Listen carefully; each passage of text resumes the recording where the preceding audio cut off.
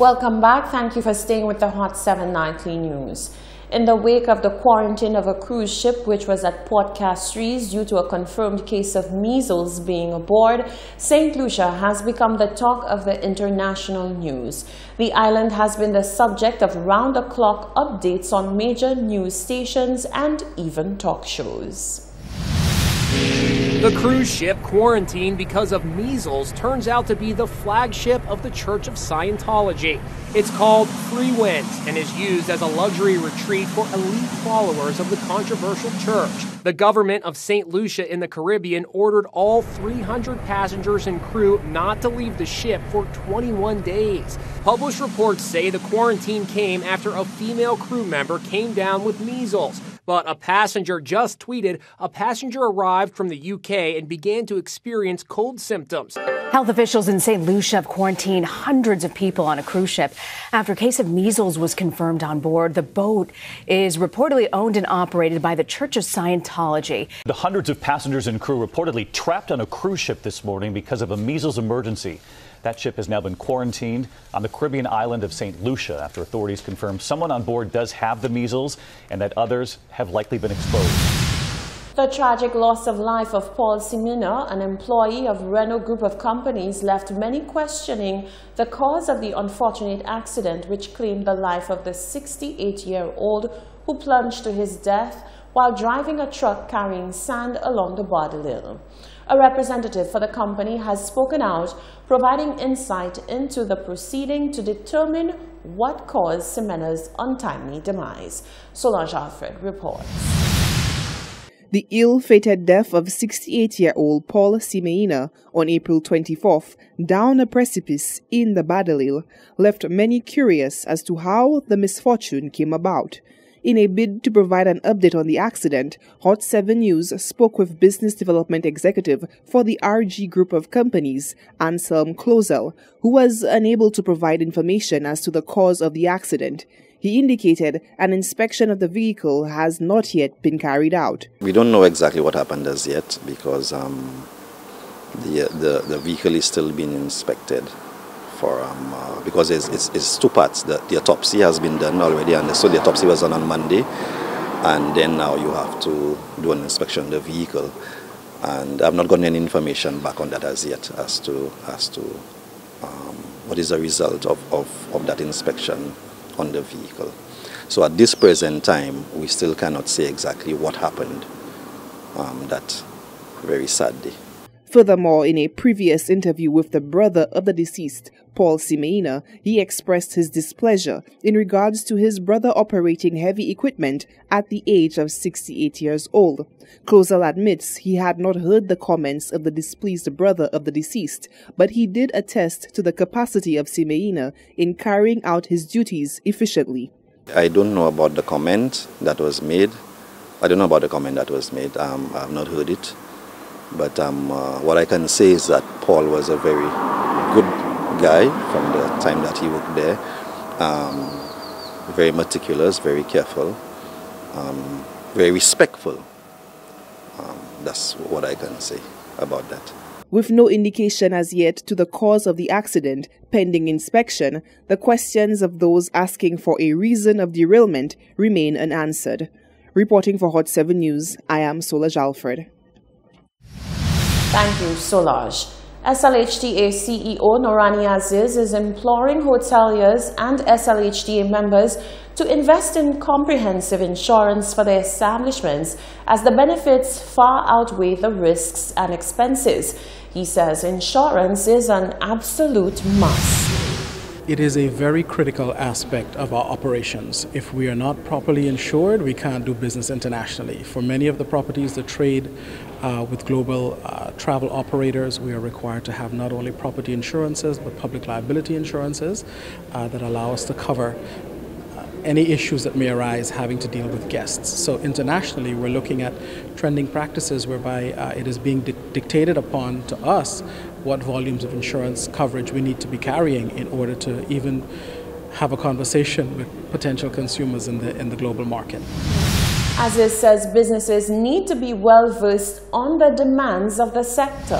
So companies are the ones who pay attention to the demands of the global environment in which they operate.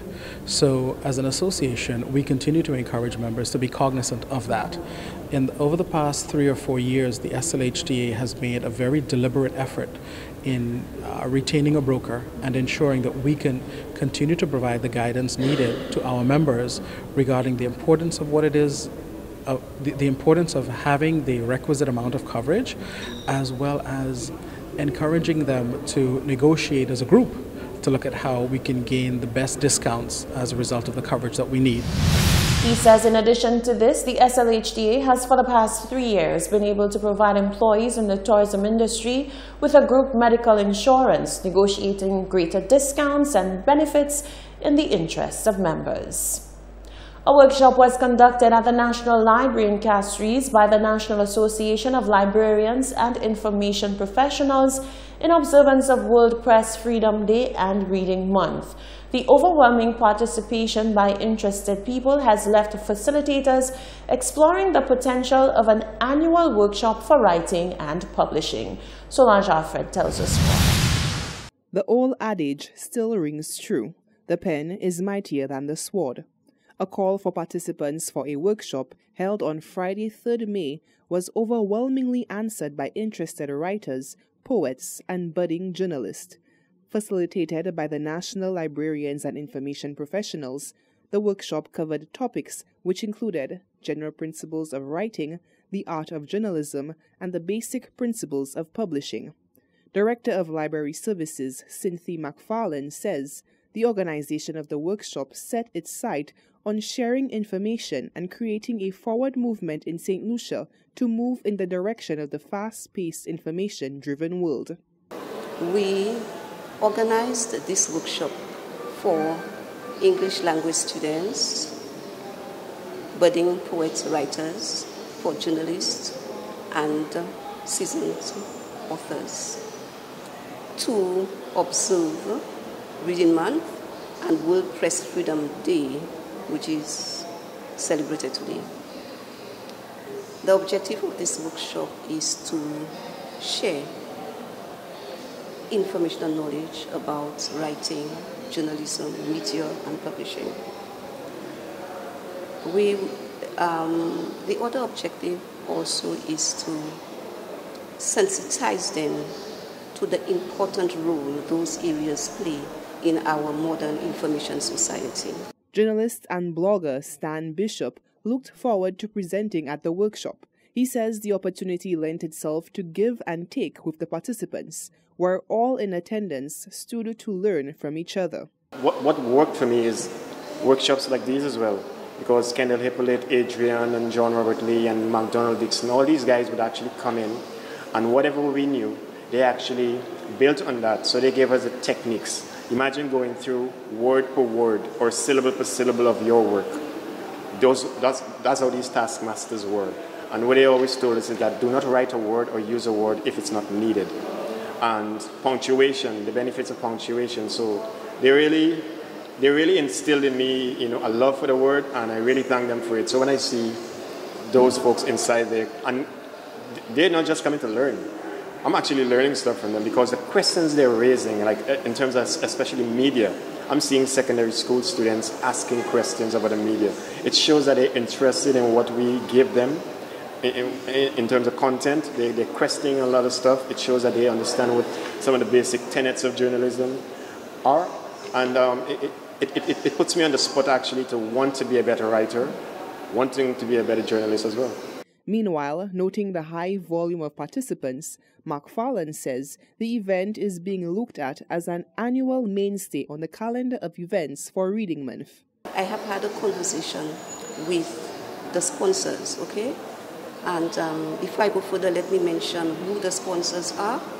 The sponsors for this writing and publishing workshop are the National Commission for UNESCO and First National Bank. Okay, and I had conversations with them about the overwhelming response for this workshop, and they believe, and I also believe, that this is something we have to do annually, okay, because the interest is there. Notable presenters included President of the Media Association, Miguel Fevrier, noteworthy journalist Rihani Isidore, veteran journalist Jerry George, and reputable writer John Robert Lee. Reporting for Hot 7 News, I am Solange Alfred. Thank you very much, Solange. Stay with us. There's much more coming up after the break.